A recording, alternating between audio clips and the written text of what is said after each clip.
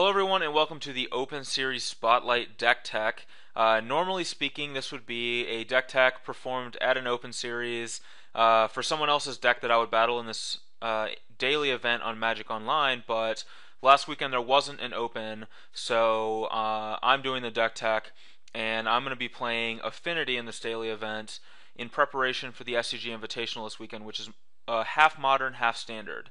And Affinity is one of those decks that you can definitely expect to play against at the Invitational. It's a really popular deck, and not only is it a popular deck, but it's also a fun deck to play.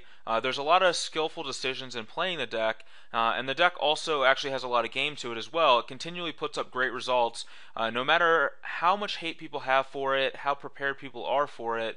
Affinity tends to just generally always do pretty well anyway, and let's go ahead and look at what a generally basic Affinity shell looks like, and I'll talk about some of the cards and what they do.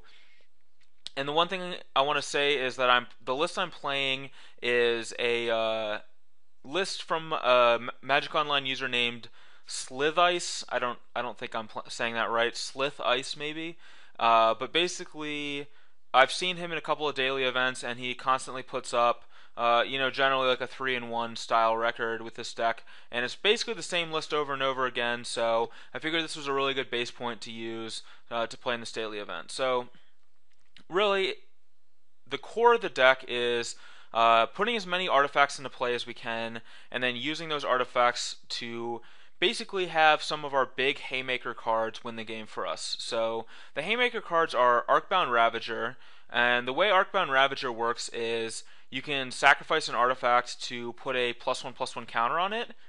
And this seems like a really innocuous card, but it's actually extremely difficult to play around because every time your opponent would use a removal spell on one of your artifacts, you can sacrifice it to make Ravager bigger.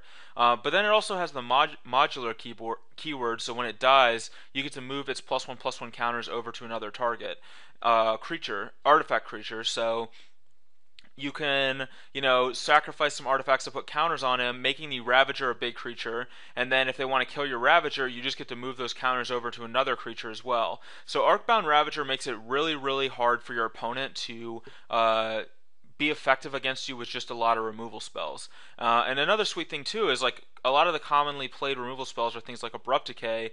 They don't actually hit lands, so you can use Arcbound Ravager to put counters on an Inkmoth Nexus or a Blinkmoth Nexus and go to town that way. The other big thing we have is Steel Overseer. Steel Overseer has the ability to tap to put a +1/+1 counter on each artifact creature you control. And this deck is all artifact creatures, and there's only 16 lands, so it's a pretty land-light deck, and 8 of our 16 lands are actually also artifact creatures. So there's a lot of artifact creatures in the deck, and Steel Overseer can get out of control really fast if it's left unchecked. And then the other thing we have is Cranial Plating, which is kind of the trademark card of the deck, and this is probably the best card in the deck, and the reason this is even a deck. So it gives the enchanted creature +1/+0 for each artifact you control. Generally speaking, this is like a +7 or a +8/+0, and it's only 2 to play and 1 to equip. So it's just a really powerful card that ends the game very fast. And we have a lot of evasive creatures. We have Vault Scourge that's flying, Ornithopter is flying, Signal Pest can't be blocked except by flyers, and so forth. And then there's a few other power ones. We have Master of Ethereum, which can pump all your other artifacts and is just generally a giant creature. Power and toughness equal to the number of artifacts you control. We have Etched Champion, which has protection from all colors as long as you have 3 or more artifacts. This card is phenomenal against any of the grindy matchups because they're never going to be able to kill this card, and especially if you put something like a plating on an Etched Champion, they're just dead. So Etched Champion is a really sweet card, giving this deck another angle of attack. And then lastly we have Ensoul Artifact, which can basically just make an artifact a 5/5, probably the weakest of any of these cards that we're playing here, but can do some sweet things and make a creature pretty big, which is sweet.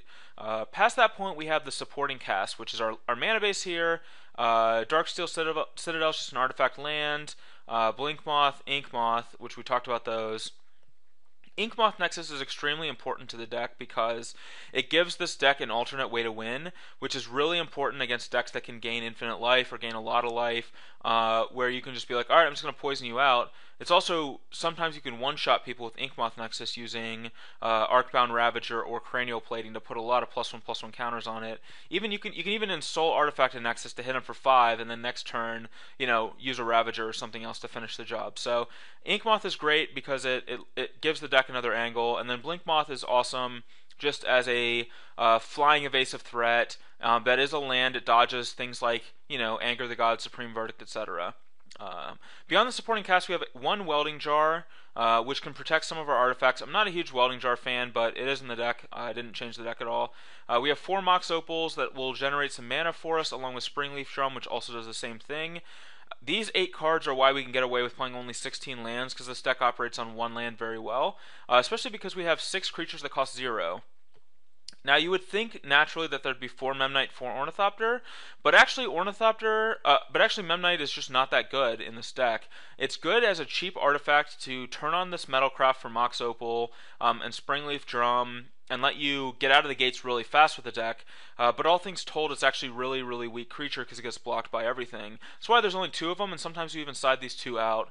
But Ornithopter is much better because it has evasion, which is really actually important with Cranial Plating and Signal Pest and Arcbound Ravager. Signal Pest is really powerful. It does a lot of damage because you have so many cheap creatures. It's kind of like a Steel Overseer, but doesn't ramp up as crazily as Overseer does. And then we have 3 Galvanic Blasts and 1 Thoughtcast, and I like this split. Usually you play one or the other, Thoughtcast or Galvanic Blast, but I like the mix.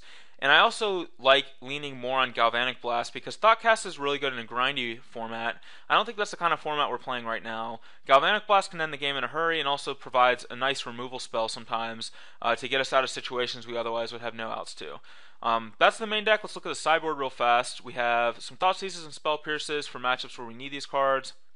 Relic is a great card because it's an artifact and also combats graveyard-centric decks, which is really important. And then Whip Flare is probably like the best card in the sideboard. At least that's my experience because I usually play decks that get wrecked by Whip Flare.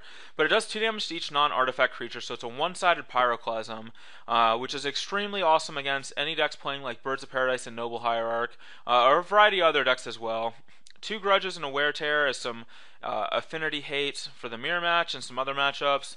Couple of Spell Skites and Torpor Orbs, which are good in a variety of matchups as well. Skite's really good against decks like Affinity or Infect and Boggles and things like that. Twin, and then Torpor Orb's also really good against like Twin, but also any of the decks with a bunch of like come into play effect creatures. Torpor Orb's also good against Primeval Titan out of the Amulet Bloom deck as well, so that's also a thing you can do. And I like the split of 3 Thoughtseize, 1 Spell Pierce. I don't like Spell Pierce that much in this deck. You kind of want to tap out a lot. It's really hard to hold open mana for Spell Pierce. I'd rather just be proactive and attack their hand. And I also like Dismember in the sideboard, but since we have 3 Galv Blasts, I guess we really don't need it. But it is a card I like. Anyway, that is the Affinity deck. This deck is a lot of fun to play. It has some wildly divergent hands. Some of your hands are terrible, and some of your hands are amazing. And sometimes there's no in-between. You have some really unplayables and some really awesome ones, and sometimes the difference between the two is just 1 card. So it's kind of an interesting deck. I've played it in a tournament before, and I really enjoyed it. It's actually one of the few decks in Modern that I think is closest to my playstyle. Which may seem weird because I'm not really an aggressive player, but I really love that Affinity has a lot of combat math to it, and there's a lot of little like numbers games where you're just playing these numbers, and I really enjoy that aspect of the deck. And it's besides various green creature decks, this is probably my #1 pick for Modern. So let's go ahead and jump into the games, and hopefully you guys enjoy.